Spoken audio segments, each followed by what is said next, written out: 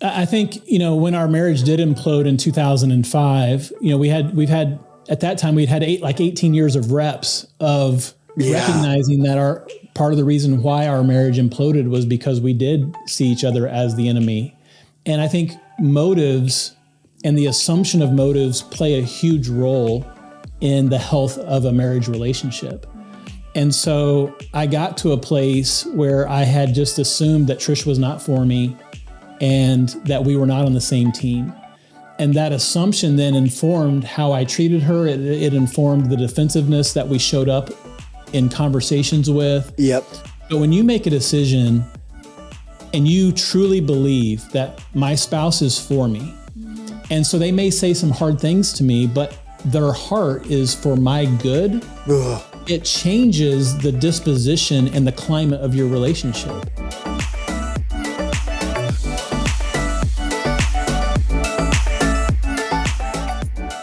Well, hey crew, it is Adam and Emily. You are joining us on the conversation today for episode 314. Wow. You're coming at us at a very hostile time. We're actually in a fight right now. Me and Adam are not getting along. Jeez.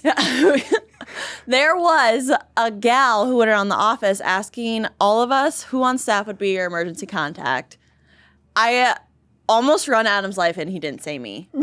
And I'm so offended. So I was asked spur of the moment, if you had an emergency, who would you call? And I said 2 guys on staff who are very I was standing right in front of him. I was very they're very helpful, handy individuals. And then when I got off, Emily's like, not wasn't me, even behind not his back. me. Right, I was standing right in front And of him. I said, well, Just rude. I was like, an emergency, like if my car broke down and whatever else. And she's like, you would literally call me. I said, actually, I take that back. You'd give me like a voice memo. Hey, Emily, so I just crashed my car. I'm not quite sure. So let me just go on record. That reel the church shared a while back. But if I could change my answer, my real answer. It doesn't matter at this point. It's It doesn't Emily. matter. It's Emily Long. It's 100% Emily Long. Anyways, thank you guys for joining us She's today. humble, and so that doesn't bother her. No, it doesn't bother me at all. I'm not phased in the slightest. We're on week 4 out of 4 of our marriage series. Oh. Today we have Justin and Trisha Davis on to talk about healing together. This kind of also goes along with our Embrace Marriage event that's happening on October 25th. There's still tickets available if you're interested. It's going to be a full day, full of fun. Carrie and his wife, Tony, will be there sharing.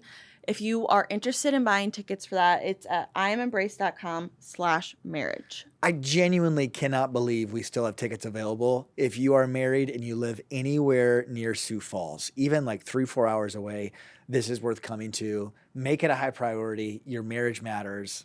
Go get a ticket. Perfect. Before we go any further, we have some awesome partners that we'd like to thank for making the episode possible. Adam, yes. who do we got today? Our amazing partners. This is true of all of our partners, but specifically these 2. Our first partner today is the International Justice Mission, often referred to as IJM. IJM is a global nonprofit working to end slavery and violence around the world, taking special care of survivors the entire way through, not just to rescue them, but also to help bring healing to their lives. IJM actually just a couple of weeks back had an event in DC where they are trying to specifically end the exploitation of children online. I can't think of greater cause to get behind than them. And so, by the way, if that's something that you have the ability to make a change with, I want to encourage you to do that if you have influence in that way. But IJM is amazing. They go into truly some of the deepest, cruelest situations in our entire world.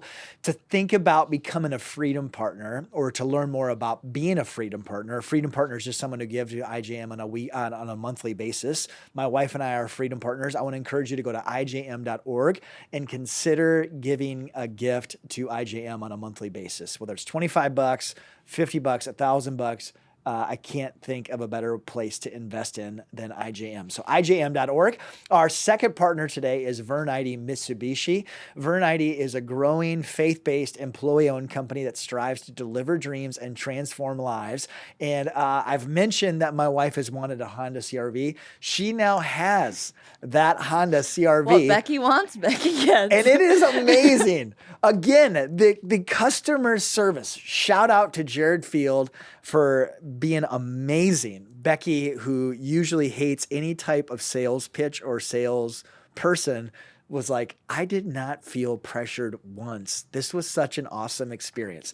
So if you're looking for a new Honda CRV like my wife now has, or an Outlander like I drive, or if you're looking for a tractor, a snowmobile or boat, or anything, they will have it. No matter where you live, they'll ship it to you.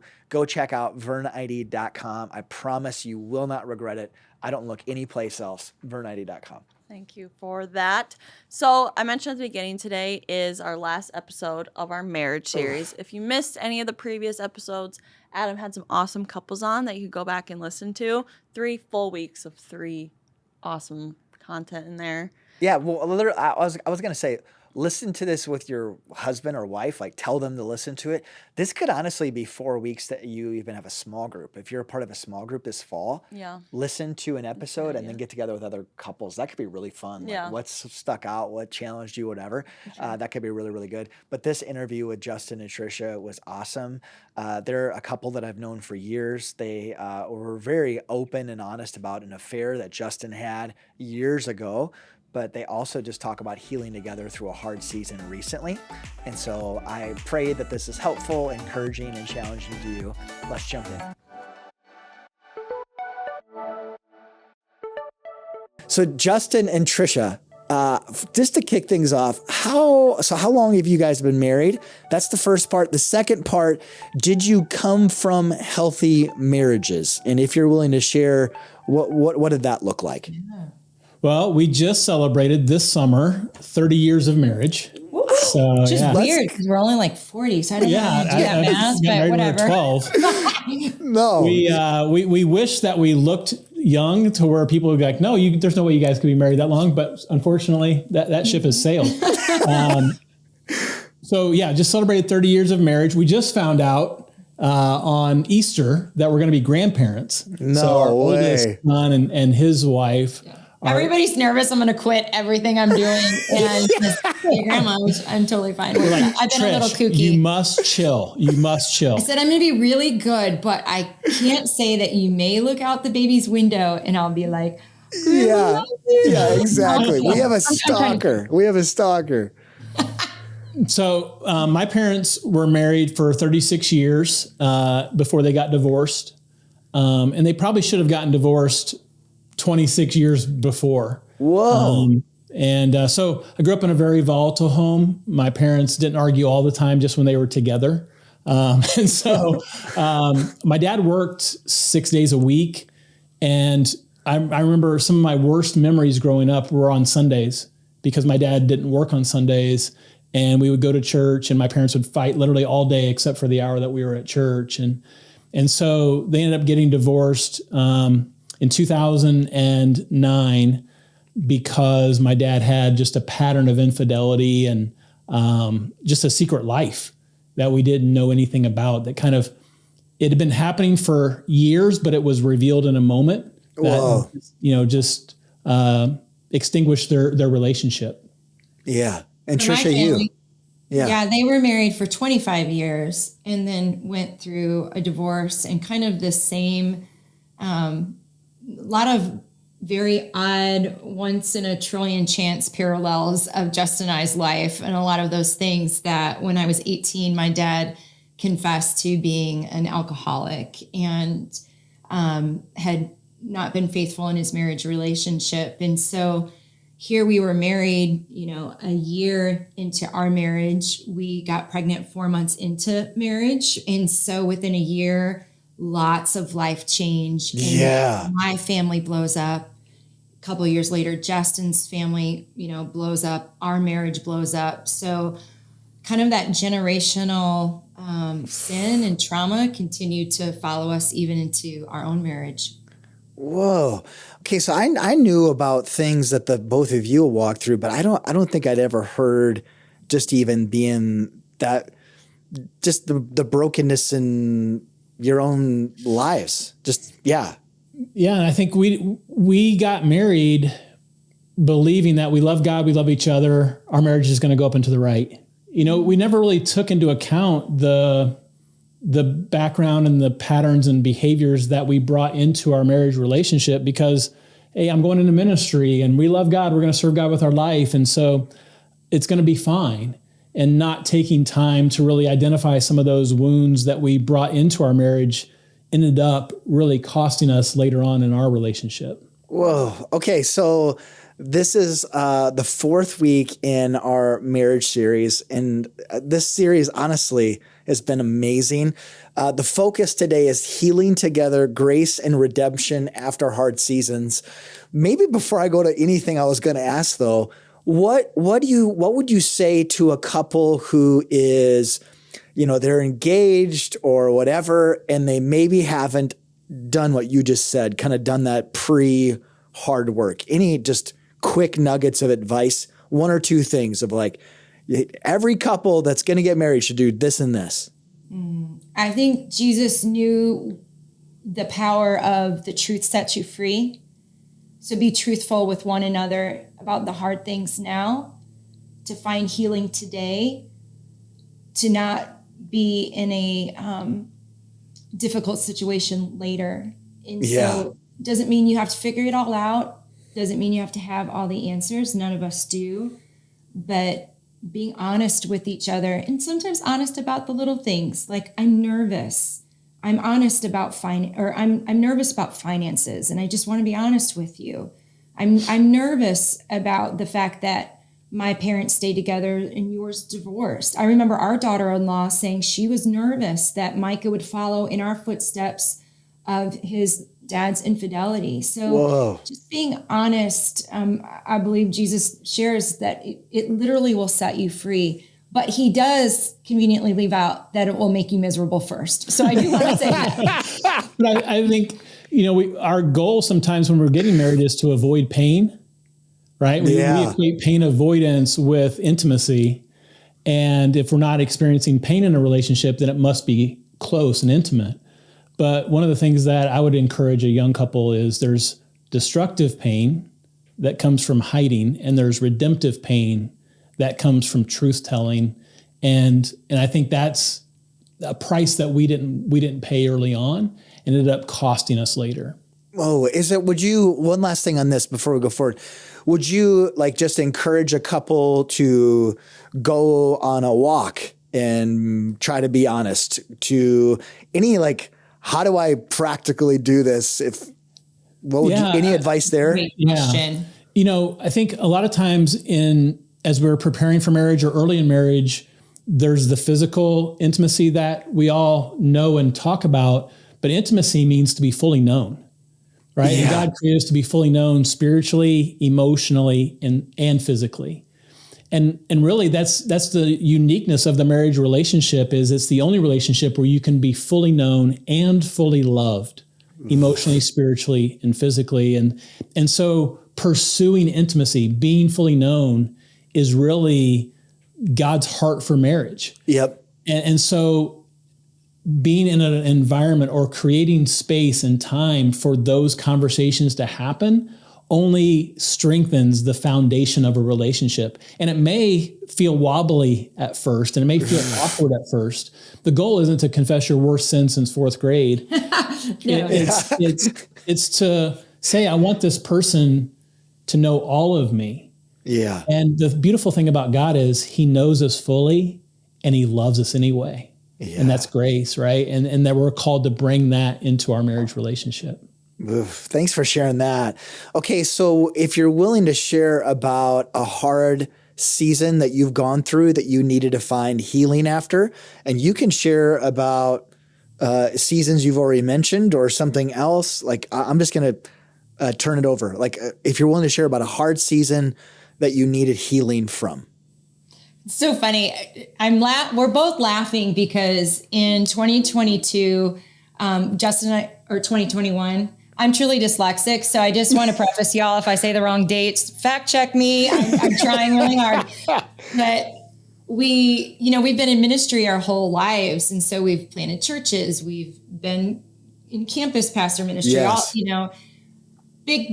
Big mega church and little country church, but the through line was like we were serving Jesus. And I think in our marriage, even after our marriage imploded 10 years in, and what we've learned from that journey was this reality of we've lived a lot of hard, and not just one moment, but lots of moments. And I remember once we launched our second church, it grew, it was amazing. People were being baptized. It was awesome. Our marriage was strong.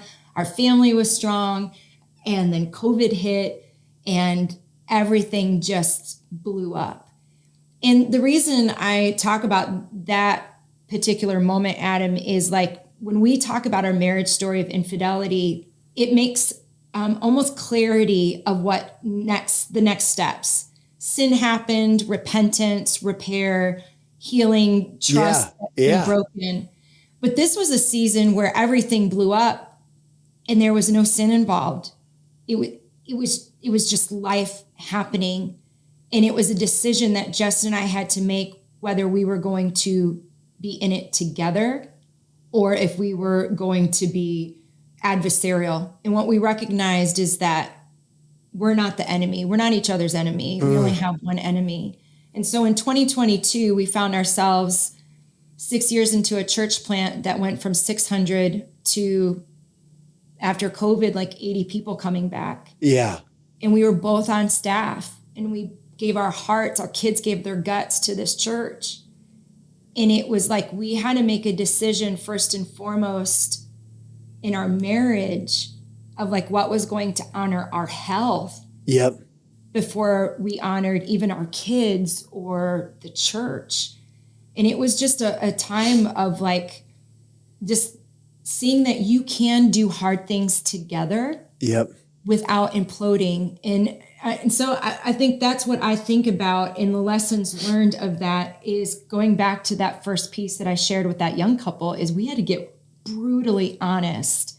And so in the midst of that, the cherry on top, which takes us totally like Jerry Springer, is that Justin and I closed the church, and a few months later, we find out that in the same week, our dads aren't our biological dads. And so we have lost the identity piece of being pastors, and now we've lost the identity piece of really the legacy of who we belong to in our fathers. And it was a lot. And the good thing is our dads aren't the same person, which is awesome. We are not related, babies. I love that you're sharing this because there are so many times that you go through something as a couple that you don't have control of. And it wasn't like one of us or both of us made really foolish decisions. It's like life happened. Yeah. Were you tempted to blame each other? Were you tempted to kind of see the other as an enemy? If yes, what did that look like? If no, what led to you being able to go through it and not see each other that way? That's kind of I'll turn you loose. I think, when our marriage did implode in 2005, we've had at that time, we'd had 18 years of reps of recognizing that part of the reason why our marriage imploded was because we did see each other as the enemy. And I think motives and the assumption of motives play a huge role in the health of a marriage relationship. And so I got to a place where I had just assumed that Trish was not for me and that we were not on the same team. And that assumption then informed how I treated her. It informed the defensiveness that we showed up in conversations with. Yep. But when you make a decision and you truly believe that my spouse is for me, and so they may say some hard things to me, but their heart is for my good, it changes the disposition and the climate of your relationship.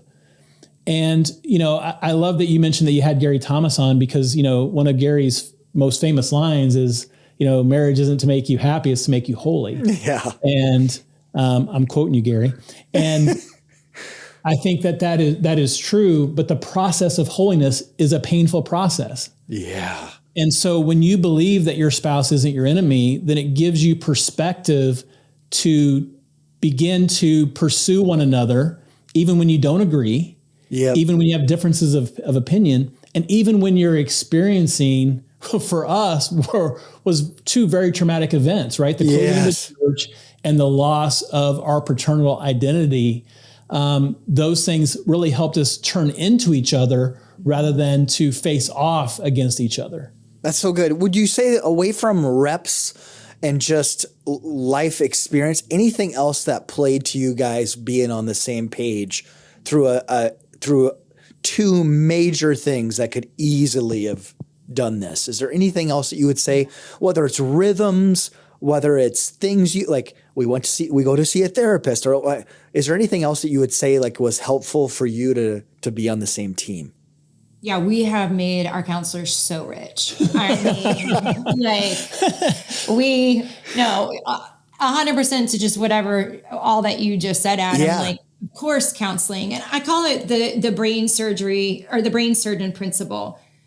Who doesn't want to be a brain surgeon? They're pretty like awesome people, like what they can do, but they can't do brain surgery on themselves. Yeah.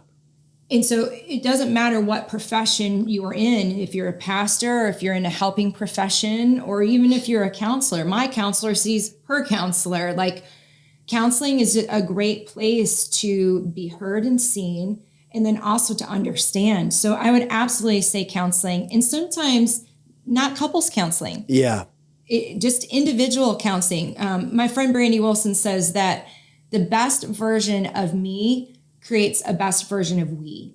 And that's so true. So like, be honest with where you're at in counseling. I think the biggest gift for us as we've become older is the motive piece is when we don't really know what the other person is thinking, we ask in a confrontational way. Confrontational. There we go. And then we believe them. Ugh.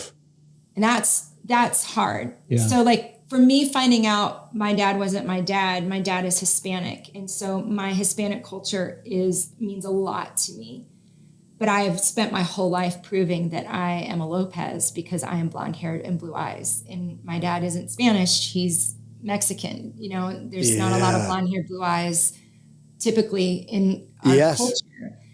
And so now it was proven that I didn't belong, what I had felt my whole life, not because my dad made me feel that, but because people called me the mailman's daughter. Yeah. And so that wasn't a lived experience with Justin, even though we'd been married all of these years. And so he recognized that as such and didn't try to fix me.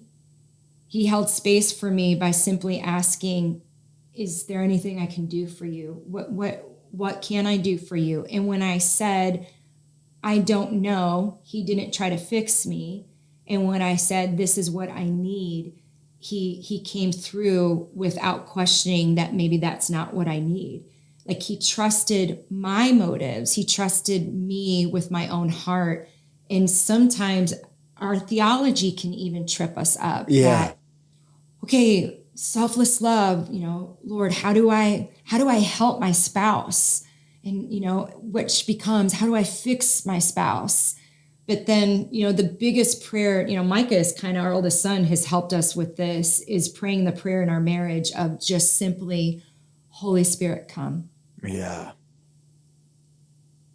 Holy Spirit, come. Like, what do I need to say to Justin in this? That's good. That's so good. Would you say, like, how has that looked like if you're talking with Justin, trying to get his motives and then believe in him? Any example that you'd give there? Like, as far as like, what do you? Yeah. If you're believing that he's against you or feeling something, what does that look like? Oh, well, then you know how I grew up in my family because, no, I'm actually the middle child rule follower, but like in my family, they gave me the gift. I never had to guess what they were thinking because they just said what they wanted and usually very efficiently with 4-letter words. So it's like, that's what I thought, Yeah. So Justin has learned that when I don't feel like he's for me, I get a little spicy and I get defensive.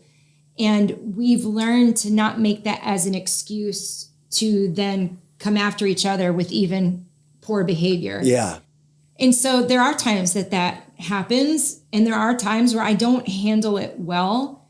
The gift that Justin gives to me in that is either the space to de-escalate, or I don't know, maybe I won't answer for you in that. Well, I think sometimes, especially, I would say most of the time as guys, we are uncomfortable with things being out of our control. Oh, and so when our wife has an issue that we can't fix, they become a project to complete rather than a person to love. Yeah. And so just recognizing that Trish isn't a project to fix, she's a person to love. And so if she needs this expression of love, even if it isn't something that is comfortable for me or something that I don't necessarily need, then I'm going to try to honor that. And, I think one of our axioms as a family is believe the best and be proven wrong. That's good. And so, I'm going to believe the best. And then if I'm proven wrong, then we can go back and deconstruct that. But at the same time, it solves a lot of problems if you assume the best, because then you bring your best self into that environment. Mm-hmm. That is so good. Okay. So, your advice to a couple who goes through a failed business or, just something monumental happening, whether it's a relationship, and they do see each other as the enemy. Yeah. Advice, wisdom, challenge to them where they're going through it right now. And it's like, this wasn't either of us doing it. It just life happened. And we probably weren't at a great place before life happened. And now we're angry at each other. That's a great. Yeah. I mean, I think you can apply this to, a kid that is having trouble behaviorally or in school, or, to your point, a failed business or a broken relationship or whatever that failure is. A lot of times what happens is we attach our identity and our worth to the success of that. Yeah. And then what we feel is we feel insecure, or we feel like a failure, or we feel inadequate. And it's through that inadequacy or that insecurity that then we approach the person who's closest to us, and what they're getting is a wounded version of us. And so your spouse may not be against you. They just may be wounded. They may just be, feeling insecure. And so asking not necessarily what they're feeling, but why they're feeling that, right? Because most of the time, the issues that we have in our relationships are because of an unmet need. Security, fear, whatever we're trying, identity, we're trying to fill these needs, and the person that we need to help us fill that isn't complying. And so we just assume they're against me. And so understanding more about the brokenness in us, and why am I feeling this way? What am I trying to accomplish by trying to have this need met, will give you a greater perspective. And for me, Adam, I had failed as a pastor when I was 31 years old. We were 3 years into a church plant when the affair happened in 2005. And here it is now, 2022. And I should know. I mean, I've been on staff at a mega church. I've written, a book. I get asked to speak at conferences. I should know how to lead a church plant. And so a lot of what I was struggling with had nothing to do with my marriage. It had to do with God's view of me. Does God think I'm a failure? Does God feel like I'm not trustworthy? It had to do with my perspective of myself as a leader, as a provider, as a pastor. And so I was bringing all of that into my marriage. And if I was not willing to articulate those things to Trish, what she would see from me was the worst parts of me. And she'd be like, why will you not get out of bed? Why are you not motivated? Why, rather than saying, hey, I'm really struggling right now. I'm feeling like a failure. Well, then that level of vulnerability then opens us up to a deeper level of conversation that is not about the topic. It's about our heart, which is what God wants to transform all along. That's good. I just to share, Beck and I had, I wasn't angry at her, but I was definitely angry, and she thought I was angry at her. And finally, it's embarrassing to admit your honest feelings. I said all day long, I felt rejected. I just have felt rejected. And that, when you say that, it's totally disarming. Yeah. It's like, instead of her wanting to, be upset with me because I'm upset with her, it's like, oh, whoa. But it's so hard to be so honest, to actually use the word rejection. I'm like, I'm 43. I have 4 children, 40 some staff. Like, what the heck? How can I sound like I'm a 4th grader at recess, And, but it's hard to say that. Trisha, what would you say to that couple that is just, they're going through it right now and they're just butting heads or seeing each other in the worst view possible? One of the ways that we quantify it is, which, someone listening is like, oh my gosh, Trish, wow, thank you for that. But is we're not on the same page. Let's just put it out there. We're just not on the same page. So we're defining the fact that I see you, you see me, we're not on the same page. And so that's a good starting point. But a framework we use is what's mine to own, what's yours to own, and what's ours to own. And oftentimes we own each other's mistakes that are not for us to own. And so it's not our job to fix it, and it's not our job for us to make them see their mistakes. It's that part, I'm behaving in a way that is unkind. Justin can't own that for me. Only I can own it. Yeah. And so it begins with that ownership piece. You just said that. Is that an actual thing that you would encourage a couple to do? Yeah. Yeah, we work with couples all the time. We just say, you're trying to fix them or change them rather than owning your own stuff. And so you need to own what you need to own, and they need to own what they need to own. And then you need to decide what is ours to own together. Ugh. Does that sounds but don't do that on a date night in public. Are you trying to see dude, that's no. But Becca could not own you feeling rejected. Yeah. No matter how hard she tried, she couldn't own that. Yeah. You had to own it. But once you owned it, it set both of you free to have a different conversation. That's really good, man. So you obviously can't say what your spouse's is to own, correct? So you just I've got a list of things that Tristan's own. My list has 2, yours has 15. To us together, 0. So you go out, or you're with together, you have some alone time. Hey, spend some time. I'll work on my list, you work on yours, and then we'll talk about it. Is that what you'd encourage? This is hard, right? Because we're talking about, I was like, they're never coming back on the podcast. This is great. Let's think about it from the story of you feeling, you just expressing. We're going to do a little counseling with you right now, Adam. It's perfect. You're on a couch. So it's me and Beck, and what you tell us what to do. And you say, I just feel really insecure. Yeah. And so she hears that, and she thinks, what have I done to make him feel insecure? What do I need to change about myself to help Adam not feel insecure? What's wrong with me? And so it's her owning something that was never meant for her. Yeah. Yeah. It was my work day. But let's say you say that and she's like, comes at you. Yeah. Adam, and says exactly what you said. dude, you have 4 kids that love you. You have a thriving church. You have 40 people on staff that love you. Like, well, I'm assuming most of them, like great staff. They're awesome. Like you've got all these things, Adam.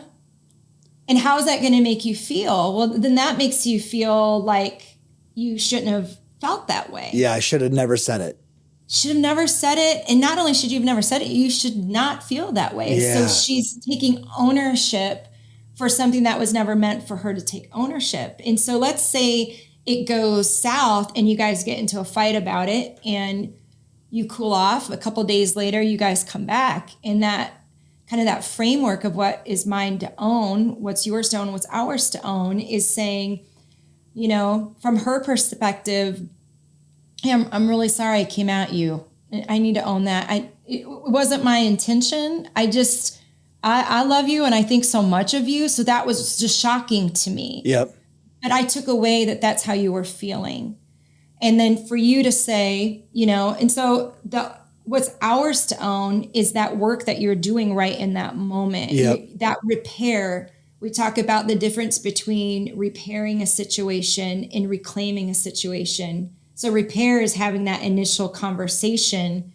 Reclaiming is being able to have that moment again, but handle it in a way that honors both of you. We're not always going to get it right, but it helps us kind of take a pause to go, okay, am I making this about me? Which is so easy to do, even unintentionally. That's really, really good.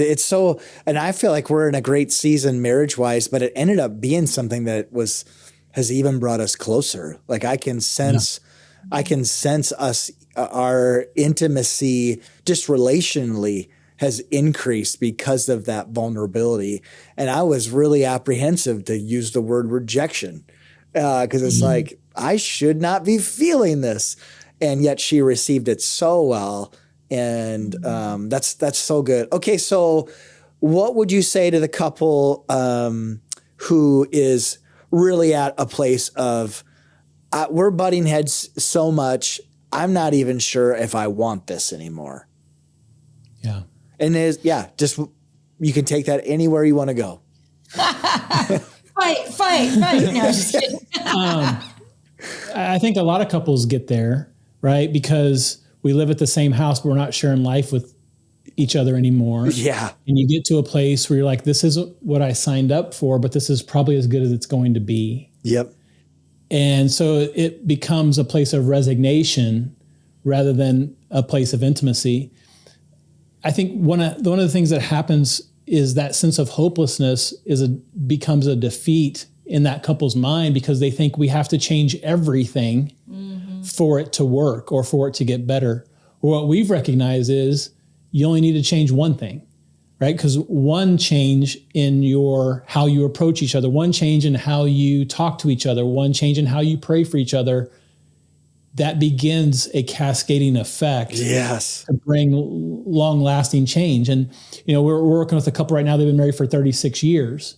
And we met with them twice. And I'm like, well, it took you 36 years to get into this place. It's going to take us more than two sessions or 2 hours to get out of it. And I think our expectations is, well, it took me years to feel this way. It's going to take me minutes or one, it's like me going out and exercising one day and expecting I'm going to be in shape. Yep. No, it took me years to get out of shape. It's going to take me more than just one trip to the gym to get back in shape. And so having that long-term perspective of what can I change today that's going to bring, effect and results tomorrow so that I can continue to make those choices over time. And that consistency piece is a really important part. That's great. Trisha, would you add anything to that? Just for that couple who feels done? Yeah. One, I just want to say I'm sorry, right? Like that's just I can't even think of the description. No one thinks that it's going to be them. Yeah. So there's that defeat of just like, I can't believe this is my story and I can't see it changing. Yep. And so discovering if you had to pick on all the things that just feel so dysfunctional in your marriage relationship, what's what's the thing that comes to mind all the time? I call it like the shower moment. Like when you just can't stop thinking about your spouse. You're so annoyed or you're so frustrated. You take the trash out again, or they didn't, help with the kids. It's just always the same thing over and over again, and nothing changes, which is the definition of insanity. And so that resignation that nothing's going to change it's a real thing.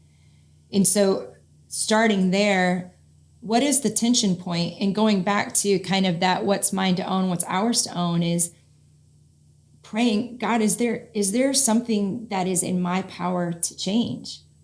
And I'm so angry. And Galatians, the fruits of the Holy Spirit, I don't know how to be patient. And I've been trying it on my own, and I'm impatient with my patience, it's very easy to get defeated. And that's why those small wins, we don't talk about them enough. Yes. We just live for the mountaintop, or we pray about the valley, but it's like life is lived on the journey. And so we want the end result before we choose it. And unfortunately, healing doesn't happen that way. And so if you're at a place where it's like, and you believe that your marriage is going to end, then what do you have to lose? Yep. Just what is one direction you can choose? For Justin and I, when our marriage imploded, we were 10 years into marriage. We were in our very early 30s. And so a part of repair in our relationship was holding hands for the first time. It was a really big deal, that physical intimacy of holding hands. Yeah. I don't think you're going to read a book that says when you're repairing a relationship after an affair, hold hands. And if they did, I would be like, dumb, I'm not, not reading this book. So that's where I love that, the person that's listening, that you're listening to this podcast, and you're probably have done the work of trying to figure out how to heal your marriage. I would encourage you, trust yourself in the small things. This story isn't unique to us, or, it's God's story. It's his redemption, and he longs for that. The difficulty in marriage, as Adam, is it's two people. Yep. So we can get into the trappings of scorekeeping of I will when they will, but it's but I want to be this person regardless of that relationship. And oftentimes that's where healing takes place, where we decide to get healthy. And so I would say, what's the shower moment? The thing that annoys you the most? What is one action step that you can take to bring healing to that situation? Even if it doesn't bring change to your spouse, I call it no regret living. It's great. I did my best. I have no regrets, but I can't force my spouse to love me. And unfortunately, that's a reality of living in a broken world. But I want to say that I gave all that I could. And even if that relationship ends, I'm still going to walk away better than by not doing anything. I love that.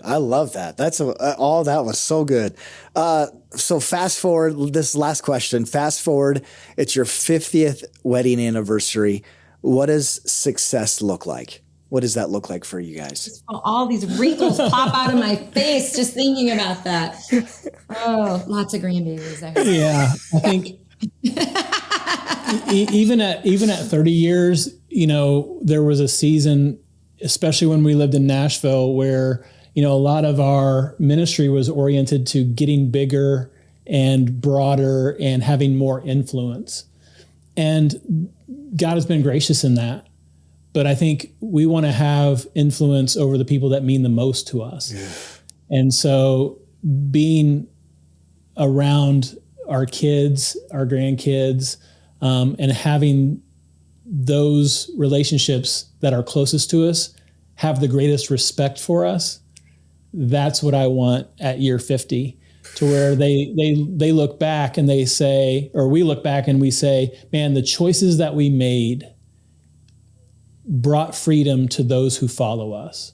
It brought health to our kids and our grandkids. Whoa. And it changed the trajectory of their story. But for our marriage relationship, I tell people, when you live fully known and fully loved, and you're willing to do the work, as sad as it was closing Hope City, it is something I am the most proud of, because everybody can succeed well. Very few people can fail well. We're really good at it. And it was a failure, and people are like, don't quantify it that way. And and Micah, our oldest son, said, Mom, you and Dad, you knew how to keep the church open, but you chose to keep your marriage instead. Ugh. And so Justin and I are the poster children of dysfunction. And yet I am more in love with him today. I'm not any skinnier. I'm not any younger looking. But even intimacy, we say, is like fine wine. It just gets better over time, not from a cultural standpoint, because God designed us to be fully known and fully loved. And when it operates, you just can't imagine life any other way.